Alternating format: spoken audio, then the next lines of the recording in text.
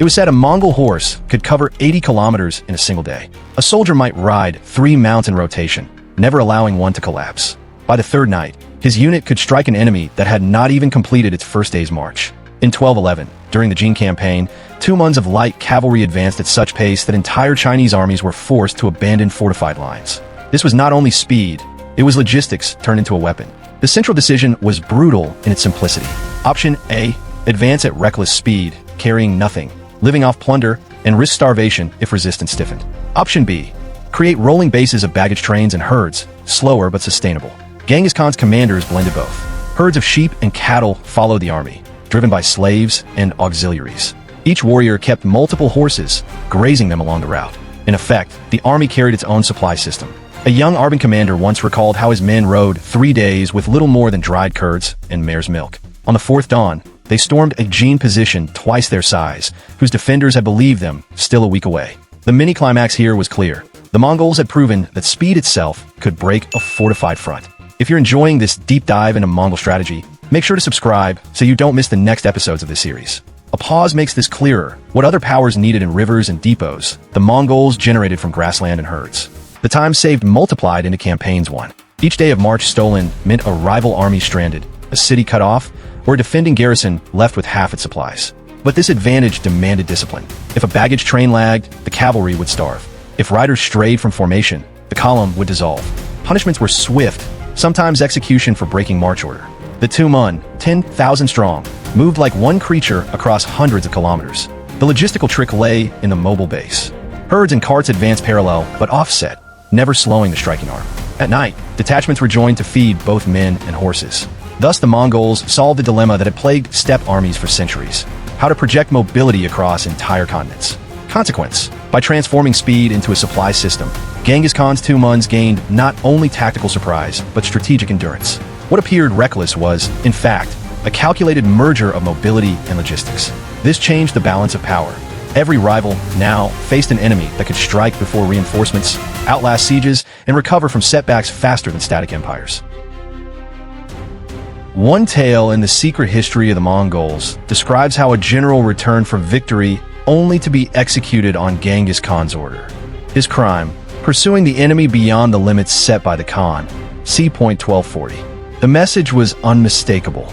In a world without walls, where Mongols fought far from fortifications, the fortress was discipline itself. The dilemma was stark. Allow initiative, reward boldness, and risk chaos across the steppe, or enforce obedience so absolute that even success could be punished. Genghis chose the second option, shaping an army where fear of disobedience outweighed fear of defeat. A pause clarifies the logic. An undisciplined cavalry charge might win a skirmish, but could collapse the wider campaign. A 2-month stretched over 50 kilometers could not afford improvisation. A single unit straying might expose the baggage herd, or leave a flank open to ambush. Council meetings illustrated this paradox. Commanders debated where to halt a march, but once Genghis spoke, no dissent remained. Authority was collective in form, but absolute in execution. Orders were not suggestions. They were the lifeline of a mobile empire. Psychological pressure reinforced this system. Rear guards knew that hesitation meant death, either from the enemy or from their own officers. Yet fear was harnessed into precision. Entire columns wheeled in silence, thousands of riders moving as if tied by one rope. A Decurion, commander of 10, bore responsibility for the lives and loyalty of his squad. Failure to control them meant punishment, sometimes extermination of the entire group. After one battle, a soldier was executed for drinking water before his commander signaled. The punishment seemed cruel, but its effect was chilling. 10,000 others would never dare break formation again. What do you think about this extreme discipline? Leave your opinion in the comments below. Was it genius or pure cruelty? What outsiders saw as tyranny was, for the Mongols, a substitute for city walls. Obedience turned nomads into an army capable of projecting power across continents. Discipline not only preserved order in the steppe, but created a portable fortress, one that traveled with the Tumen wherever it went. This meant that any enemy, from the Jin dynasty to European knights, faced a force whose cohesion could not be eroded by distance, hunger, or terrain. In the 1230s, as Mongol forces pressed westward, observers were baffled. Why bypass glittering cities, rich with tribute, only to seize empty grasslands? The answer lay in strategy. Whoever held the steppe corridors controlled the empire itself. The decision was firm.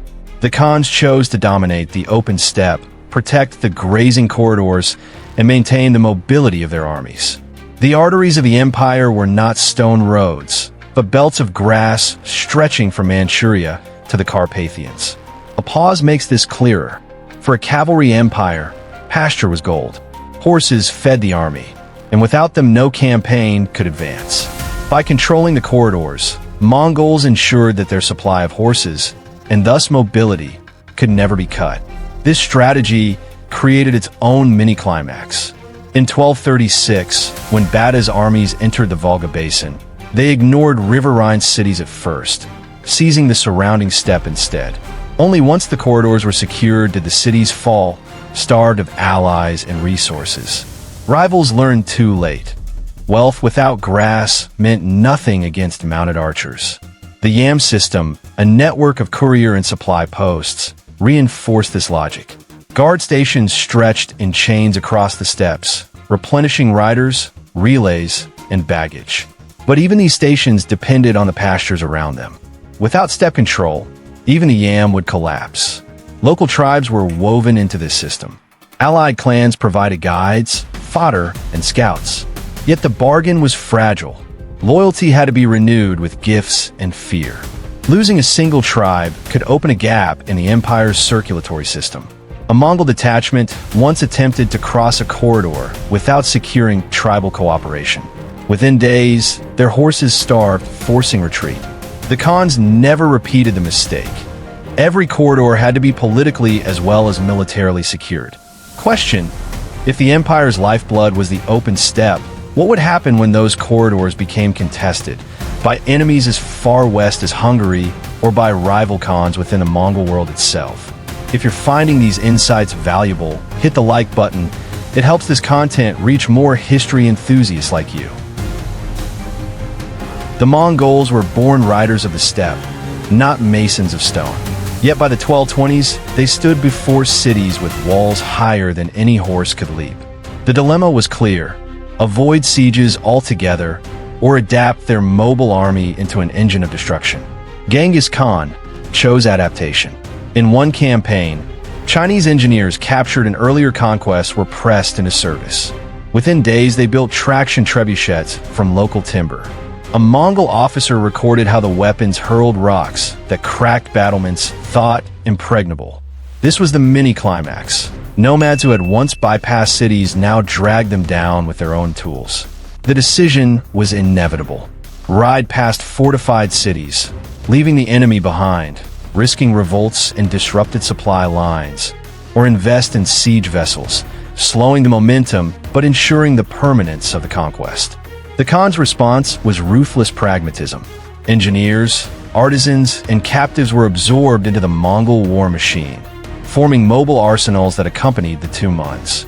The steppe army, once defined by speed, now carried towers, catapults, and fire weapons. Supply convoys stretched for kilometers, bringing not only fodder, but siege gear. What looked like contradiction, cavalry and heavy engines, was in fact a fusion. Mobility brought the engines to the walls faster than defenders could prepare. Micro-stories of punishment troops illustrate the brutality. Captured enemies were driven ahead to fill ditches or push siege carts. For the Mongols, mercy wasted time. Fear itself became a weapon, eroding morale before the walls fell. A tactical trick sealed success. While engines battered one side, cavalry encircled the city, cutting off escape or relief. A fortress, once a haven, became a trap. Defenders faced exhaustion, disease, and starvation. The wider consequence was decisive. By mastering siege as well as steppe warfare, the Mongols erased the last safe havens of their enemies. No wall, however high, could now guarantee survival. This dual capacity to strike across open plains and crush cities transformed them from raiders into empire builders. And if you haven't subscribed yet, now's the time, because the next videos will keep revealing the secrets of the Mongol conquests. The Mongols built one of history's most far-reaching empires, yet their capital was not a city of stone. It was a road, the Yam, a network of relay posts that stretched from Karakoram to the Black Sea. Through it, orders, supplies, and envoys traveled faster than entire armies could march. The decision facing the Khans was structural. Maintain a decentralized network of roads and outposts, projecting authority through speed. Yam became the lifeblood of the empire, uniting distant provinces. A pause makes the logic plain.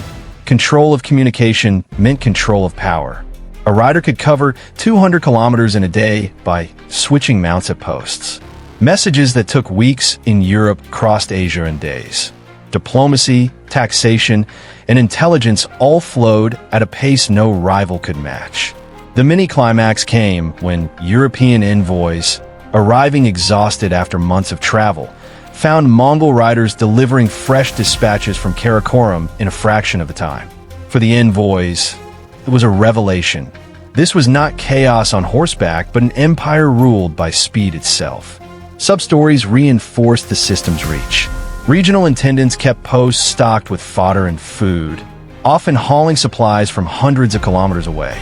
Allied clans patrolled the routes, while relay guards punished theft or delay with brutal efficiency.